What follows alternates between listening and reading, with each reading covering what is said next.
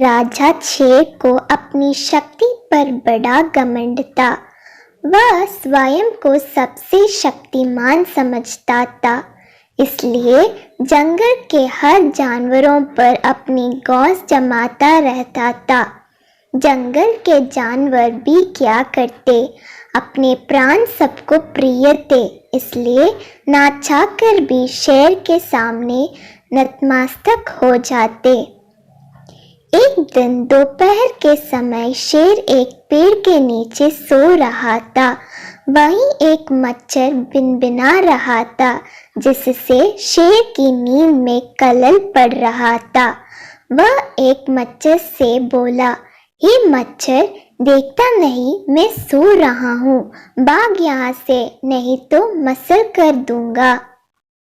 मच्छर बोला, क्षमा करें वनराज, मेरे कारण आपकी नींद में व्यवधान उत्पन्न हुआ, किंतु आप मुझे ये बात नम्रता से भी कह सकते हैं, आखिर मैं भी इस धरती का जीव हूँ।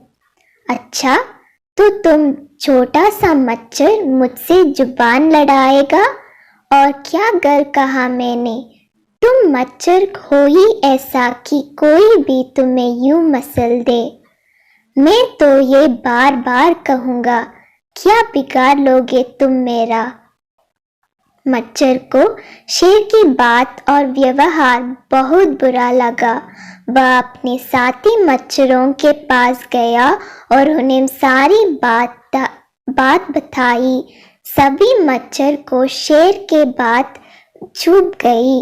उन्होंने तय किया कि इस संबंध में एक बार सब मिलकर शेर से बात करेंगे। सभी मच्छर शेर के पास पहुंचे और बोले, वनराज, हमें आपसे बात करनी है, जल्दी बोलो, मुझे तुम जैसे से बात करने की फुर्सत नहीं है।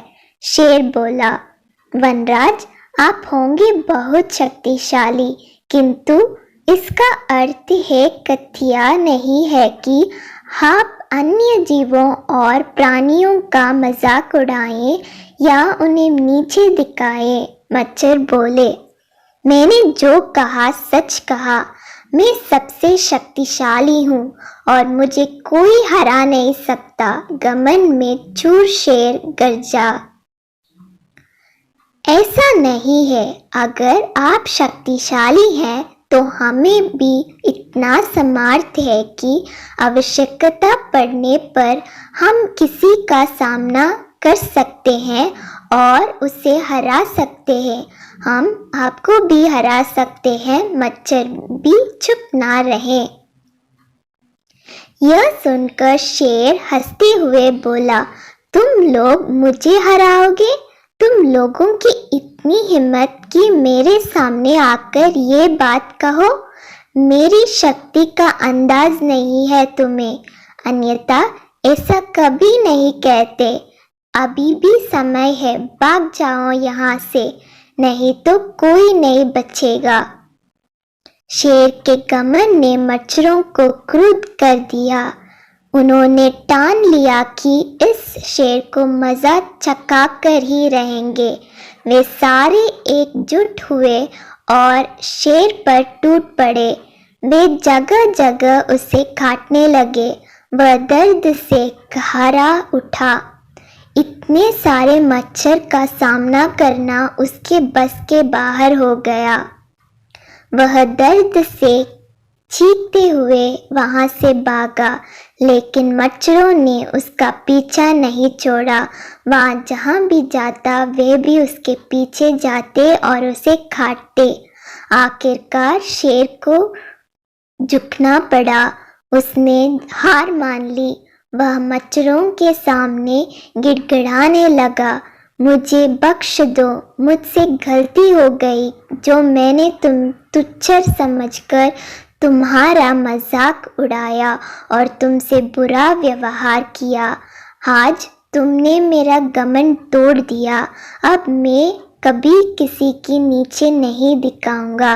मच्छरों ने शेर को सबक सिखा दिया था, इसलिए उन्होंने उसे काटना बंद कर दिया। वे बोले, घमंडी का घमंड कभी ना कभी अवश्य टूटता है।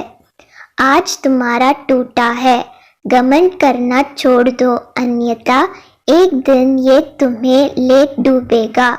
और कभी किसी प्राणी को नीचे मत समझो, हर किसी का अपना सामर्थ्य और शक्ति होती है। शेर धोबी करते हुए वहां से भाग गया।